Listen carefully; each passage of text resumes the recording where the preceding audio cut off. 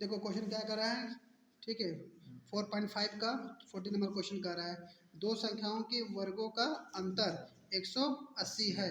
तो माना संख्या मान लो वर्ग अंतर x का स्क्वायर y का स्क्वायर इक्वल टू 180 मान लो। और क्या कर रहा है, छोटी संख्या का वर्ग बड़ी संख्या का 8 गुना। तो मान लो छोटी संख्या क्या मान लेते हैं, बड़ी संख्या y मान लेते हैं। अब क्या है 8 x यह कह रहा है कि इसका 8 गुना है, ठीक है। अब इसको समीकरण 1 मान लो और तो देखो y स्क्वायर बराबर 8x समीकरण 1 में रखने पर दो बार क्वेश्चन पूछा गया है। तो क्या देखो x square minus y square value क्या है 8x इक्वल टू 180। तो ये प्लस में है बाहर में तो अंदर क्या हो जाएगा माइनस। तो x square minus 8x minus 180 equal to 0। अब वही बन गया, किस रूप में है a x square plus b x plus c, गुणा करने पर 180, जोड़ने घटाने पर 8। ऐसी कौन सी संख्या है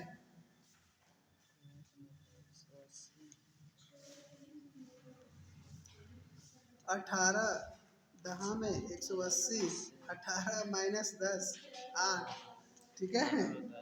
तो x माइनस 8, अरे 8 लिखोगे x 18 माइनस 10 माइनस 180 बराबर 0। तो एक्स स्क्वायर माइनस क्या होगा 18x और minus minus plus 10x minus 180 equal to 0। संख्या पूछा था हमसे ना, अब दो दो का पेयर बनाएंगे। इसमें x कॉमन है तो x माइनस 18, इसमें प्लस क्या कॉमन है 10, x माइनस 18 इक्वल टू 0। दो सेम हो गया तो उसको एक में कर लिया था ब्रैकेट को, x माइनस 18 एक्स प्लस 10 बराबर 0। तुलना कर देंगे, तुलना करने पर एक्स माइनस 18 बराबर 0, एक्स बराबर 18 एक ही वैल्यू हो गई। और एक वैल्यू क्या होगा एक्स प्लस 10 बराबर 0, एक्स बराबर 10। तो हम माइनस नहीं लेते हैं ना, हम क्या लेंगे प्लस। हमसे क्या पूछा था दोनों संख्याएं ज्ञात करिए, क्या पूछा था दोनों संख्याएं ज्ञात करिए। तो एक्स बराबर क्या निकला एक 18 निकला था, ठीक है। तो वाई स्क्वायर वैल्यू वैल्यू क्या हो जाएगा वाई स्क्वायर क्या होता है 18 इंटू एक्स ना, क्या रखेंगे 8।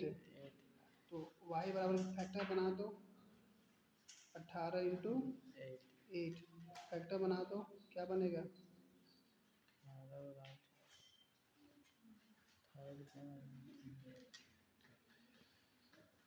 तो बस ऐसी वैल्यू पूछा था रख लो। और 2 इसका हो गया, फिर 2 इंटू 3 इंटू 3। अब इसका पेयर बना लो, इसका बनेगा इसका बन जाएगा तो क्या निकलेगा 2 इंटू 2 इंटू 3। वाई बराबर 4 3 ये एक्स की वैल्यू हो गया और ये वाई की वैल्यू आपसे ही पूछा था।